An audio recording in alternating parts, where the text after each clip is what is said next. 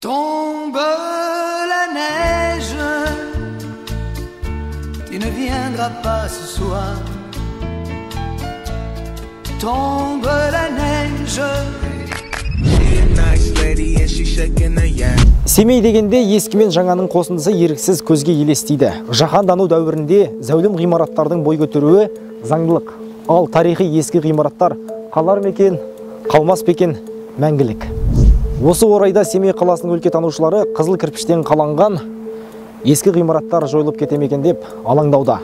Бұл үй бір кездері саудагерге тиесілі болған. Үй ескі болғанымен бірақ ескерткіш мәртебесіне ие емес. Өлкетанушылардың айтуынша, бұрынғы қожайындары бұл үйді сатқан, ал өздері Ресейге кетті. Құрылыс салушылар ескі үйді сатып алды. Болашақта олар оның орнында көп қабатты ғимарат салуды жоспарлап отыр.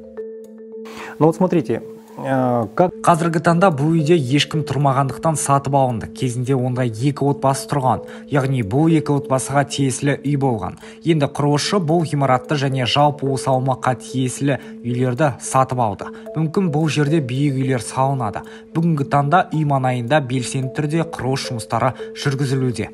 Үйдің жанында арка қақпалары бөлшектелгенін атап өткім келеді. Өлкетанушылар, егер ескі ғимараттар жойылса, қала жақын арада өзінің тарихи келбетін жоғалтады деп санайды. Бұған жол бермеу үшін өлкетанушылар ескі ғимараттарды мемлекеттік қаражат есебінен сатып алуды ұсынады. У нас данных нет, вообще у нас. Біздің өлкетанушылар ұжымы қала әкімі мен Семей қаласы мәслихатына хат жазып жолдады.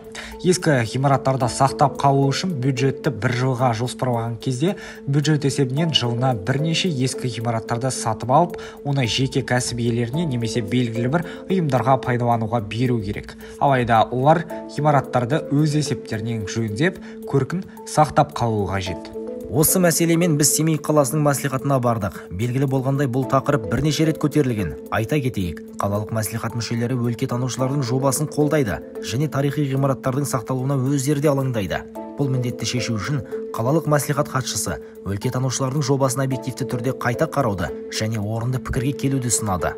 По изучению исторического значения. Осы жылдың сәуір айында біз бұл мәселені қарастырдық. Екі үлкен топ құрылды. Қызығушылық танытқан тұлғалардың ішінде қаламыздың өлкетанушылары мен ғалымдар да болды. Олар бұрынғы Семей облысының аумағында орналасқан барлық тарихи нысандарды зерттеді.